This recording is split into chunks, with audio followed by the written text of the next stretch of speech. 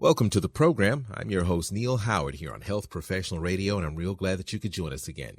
In this segment, we're going to be speaking with Dr. Courtney DiNardo of Anderson Cancer Center, and she's joining us to talk about a very difficult type of leukemia to treat. She's also going to talk about some findings from a study that was published in the New England Journal of Medicine. Welcome to Health Professional Radio, Dr. Courtney DiNardo, and thank you for taking the time. Thank you so much for having me. Happy to be here. Give our listeners a bit of your background in healthcare, if you would. Sure. So I, I've trained all over the country, actually. So I did my college background at Emory in Atlanta, then went to medical school at the University of Michigan, which is where I'm from originally, and then moved out to Philadelphia, University of Pennsylvania, where I did my residency and fellowship in hematology and oncology, and then subsequently have moved down to Houston. I've been here for about, I believe, 7 years or so, starting as an assistant professor and currently an associate professor here at MD Anderson. Leukemia, it covers a lot of landscape. Leukemia is not just leukemia. There are different types. Is that correct? That is correct. We historically have had the chronic leukemias and the acute leukemias with some designations within that. And my particular focus and what we'll be talking about today is acute myeloid leukemia. But even within AML, there are so many different specific subsets of AML. The more and more we're learning, the more, genetic information in the sequencing era, we're realizing there's probably like 40 different types of even AML. So the treatment landscape has changed drastically since you began working with leukemia, even within AML, right? Absolutely. So what is the traditional treatment for AML? So AML is a diagnosis primarily of older adults. We all hear about children with AML, and certainly, kids don't have cancer very often, fortunately, and AML and ALL are actually some of the more common pediatric cancers. So you hear about it, but in general, is a disease of older adults with an average age of diagnosis of about 68 to 70 years. And so we have always historically, for decades, really binned patients into two different groups: those who are younger, who are able to tolerate really intensive chemotherapy. And then the older patients who, have medical, other medical diagnoses, underlying heart disease, poorly controlled, medical problems that make them really not good candidates for standard intensive chemotherapy. And in that population, we've had palliative type approaches like azacitidine or low-dose cytarabine that are effective in some ways, but only in the minority of patients. And so, it's really been in this older AML group, which again is the majority of AML diagnoses, that for a really long time we have had limited treatment options. Is this the population of patient that included in the study that we're going to discuss? Yes, absolutely. This study, is this something new within AML, or is this an expansion on current treatments? Right. So up until about the year 2017, which was just 3 years ago, we had those two different kind of treatment options. We had that standard intensive chemotherapy, and then we had, in the United States, we primarily used either azacitidine or decitabine, what we call the lower intensity hypomethylating agents.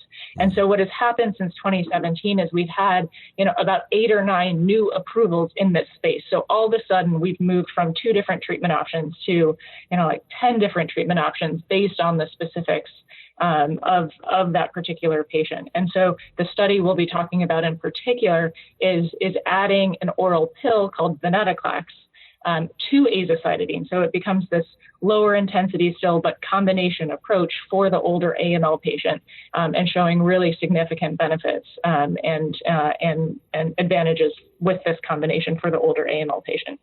Well, let's give an example of some of the benefits, or at least one of the benefits of revealed within this study.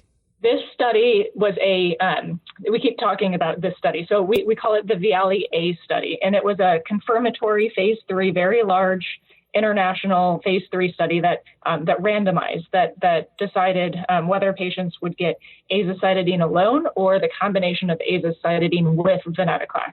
And this study was, based on years of preclinical work done at MD Anderson and other places around the country showing, venetoclax really seems to work incredibly well at fighting AML. And so we've had, earlier studies, phase 1, phase 2 studies that really showed that this combination seemed to improve the response rates. Patients were going into remission. They were improving their counts.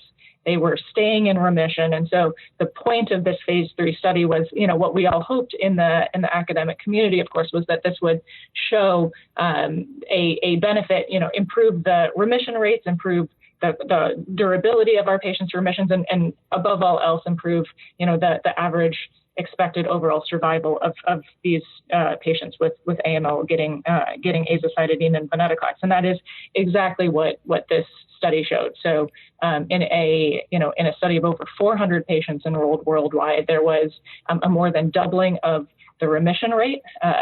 A composite remission rate went from about 28% with azacitidine alone to more than 66% with the combination. So, so the vast majority of patients are having a nice remission. These remissions are lasting for, a longer time than with azacitidine alone, well past a year. And the median overall survival was also improved. So patients are, across the board doing better with this combination. And what's, I think, so important about this one is it is, in this group of patients that, we've had really limited success for, as I said, really for decades. This combination of azacitidine and venetoclax is rapidly becoming our new standard of care. Were any of the findings a surprise? Surely some of them were expected, but were any of the findings surprising to you? I think it was more than a surprise. It was a very what's the word? It was what we were all hoping to see, and we're so, I guess, pleasantly surprised to see such consistent and favorable and impressive results. There are, it gets a little bit challenging to go into each and every different, AML subset, but suffice it to say that there are many different kind of genomic, different AML subtypes based on their genetics. And, within even some of the hardest to treat patients with really challenging AML to treat, we saw improved remission rates compared to azacitidine alone. And so you can say that we were pleasantly surprised to see this benefit kind of extending beyond, into even the most challenging patients. Where can our listeners get some more information? So this study was just recently published in the New England Journal of Medicine. It was one of the August editions, and so it is available by searching on PubMed, which is something everyone has access to, or the New England Journal of Medicine website directly. Well, Dr. DiNardo, I appreciate you stopping in and speaking with us this morning. Perfect. Thank you so much. Have a great day. You as well. You've been listening to Health Professional Radio. I'm your host, Neil Howard, in conversation with Dr. Courtney DiNardo of the MD Anderson Cancer Center. Audio copies of this program are available at hpr.fm and healthprofessionalradio.com.au. You can also subscribe to the podcast on iTunes, listen in, download it SoundCloud, and be sure and subscribe to our YouTube channel at youtube.com/Health Professional Radio.